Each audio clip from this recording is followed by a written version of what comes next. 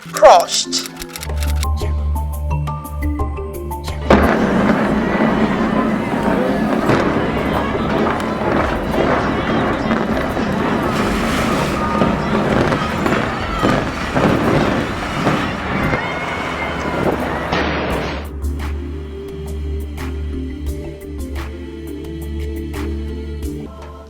It is one of the most traumatic fates to befall a family.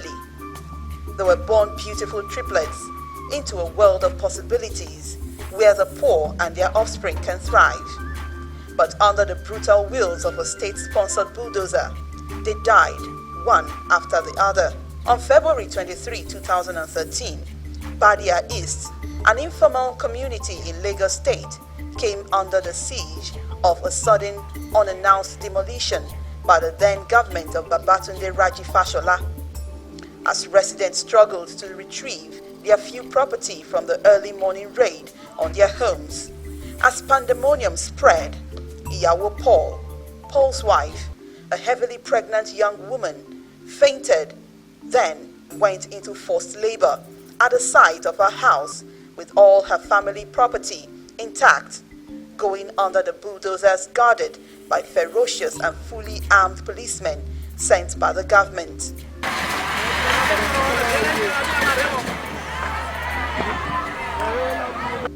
Like other distraught residents, they wouldn't allow her pick a pin. She was rushed to a hospital where she had a set of triplets a few hours later, born premature, no incubators. Her husband, Paul, a driver, was away on commercial duty.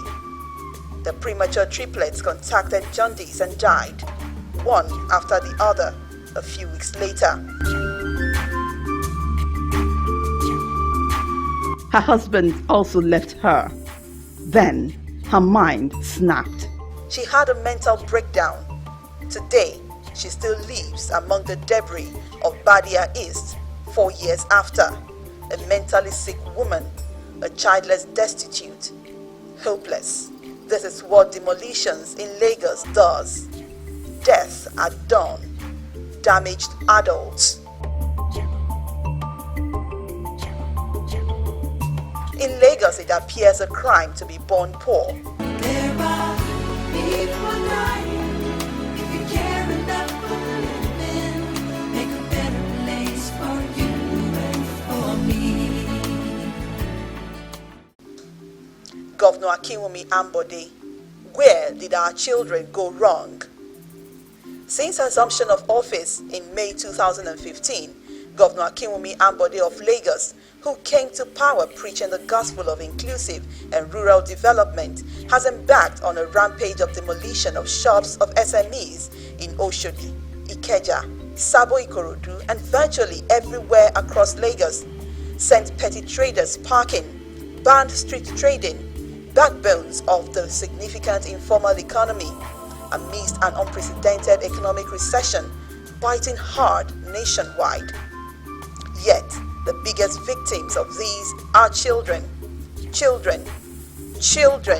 Thousands of innocent children whose only crime is being borne by the urban poor. Roofs have been taken from their heads and food from their already rickety tables as houses and shops go up in flames in a new and unprecedented wave of never-before-seen brutality against the majority poor in Lagos State. Court rulings are flouted with mega immunity, the only place where the poor could call home in Ikate Elegushi, Ilubirin, Ilaje Bariga, Badia East, and now Otodo Gbame lie in debris. About 100 Lagos waterfront communities have been targeted for demolition, and with no plans of compensation, relocation, or relief whatsoever for the people affected or those to be affected, as guaranteed by local and international laws. Otodo Gbame, the unprecedented war on a poor fishing community. On April 9, 2017, the world woke to the traumatizing sight of hundreds of people from an impoverished community floating in dugout canoes on a Lagos lagoon amidst the rains. Their rickety houses were on fire. They were being driven farther into the Atlantic Ocean by gun-toting policemen sent in by the government. Many of them had been shot dead. Several were bleeding from gunshot wounds. Children, the aged, huddled inside boats, wailing, afraid for dear life.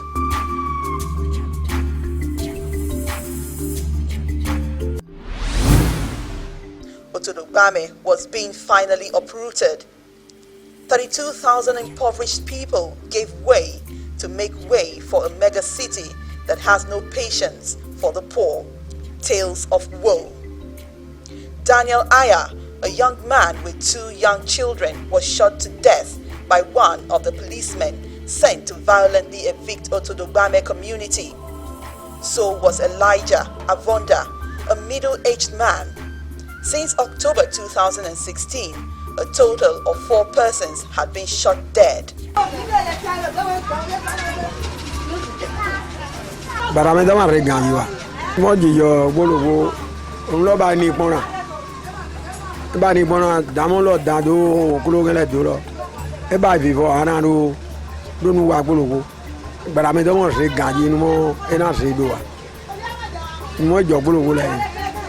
There's something like early morning. The day was not bleak like this. Not like 6. We just wake up, start shout. They just have everybody wake up. When I stand up with my friend, where gunshot was one house, water side. The house was already near, far from them before. So and I tried to run to save those things. The man just say, "Come on there." Before we come out, just jump, come out like he just shoot the bullet straight. And the bullet entered my belly and threw out. The one we threw out, my second already dead down to carry something to give me, and she stand up like this. Go mark her here. She dead straight. During another November 2016 violent eviction in the middle of the night by fire and gunshots, about 12 persons, including children, were reportedly drowned in the lagoon when they attempted to escape the midnight violence. October, November 2016, March, April 2017, Lagos State government-sponsored armed thugs and police swoop on the unarmed community, harassing, terrorizing, shooting, stabbing, killing, all in a bid to drive them off their prime waterfront property.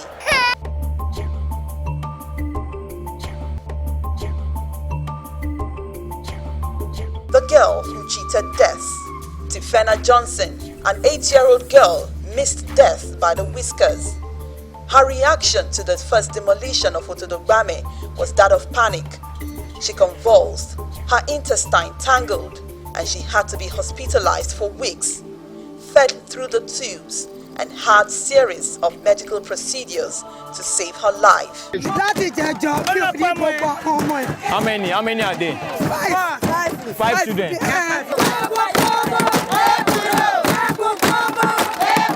Some of them lost their family members during the demolition. They died.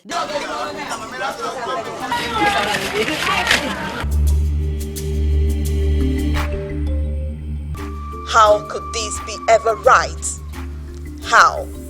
Lagos Government Commissioner for Information Steve Ayorinde, who had earlier denied government involvement when the attack was first launched in October 2016, reappeared to say it was now carried out by the government for the security and safety of the state.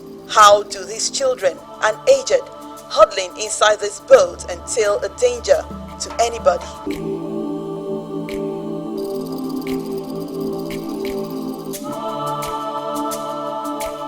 History of demolition in Lagos State. The poor of Lagos have never had it easy in the hands of the state government. From when Morocco, A Lagos slum was demolished in 1990 in Lagos under the then Colonel Raji Rasaki's military regime.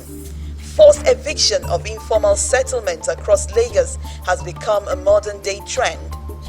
The urban poor live constantly under the siege of the demolition of their houses. Makoko. the notices are usually within a few weeks, sometimes a few hours, like that of Makoko, a predominantly fishing community in Lagos, which got only 72 hours notice. The government is required to give you a notice. If you are contesting that notice, there is an appeal committee in that same ministry. So if you don't pursue this process, even by the government, any demolition carried out in Lagos or anywhere is illegal. Thousands of them living in slums, and every day they get evicted. And once you evict a community, it will take a huge impact, mostly on the kids, because their life will cease, their education will cease, so everything about them will be on hold, pending when their parents will have a home. During the demolitions in Makoko and the demolitions at Ilubiran, because the demolitions at Ilubiran, they came in the night, they burned down their houses, they chased people into the water, and some of the children died along the line. Ilubiran has been a place that has suffered so many demolitions along the way, and each time they come to the demolition, they bring fire, they burn people's boats, their fishing equipment, their small structures, they take their livestock, they steal the livestock, and the children, some of them have died. We've documented like 8 or 9 children who've died over 2 years in Ilubiran. In the various demolitions, Lagos State government, and like many others across Nigeria, refuses to acknowledge that the provision of affordable housing for the poor is a constitutionally mandated responsibility of theirs.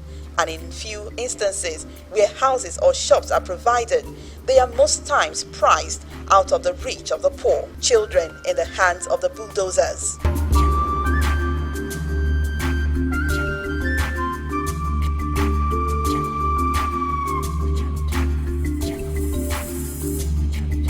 Badia East was bulldozed under the Raji Fashola administration, sending thousands of urban poor into the streets on February 23, 2013. Many died in the process. In 2015, Governor Ambode simply continued from where his predecessor stopped.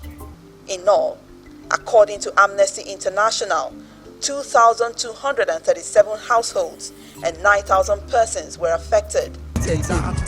February. And there was another eviction in my community in 2015, which majority are still outside. What type of government do we have? Is it the government that cannot give people homes that will take away people's homes? What is government trying to do in order to alleviate poverty? Nothing. We're struggling on our own to be able to live. Yet the government has taken away our livelihood. The aged are not spared either. And now, Lagos government is at it again. They send in armed troops to shoot at, kill, or uproot already vulnerable people, including suckling infants. They burn down schools, deprive children of the poor of hope-inspiring educational dreams. Wrap your arms round those children. Don't wait to send in the armored tanks. Isn't it better to nurture today's children than to antagonize and turn them into children of anger?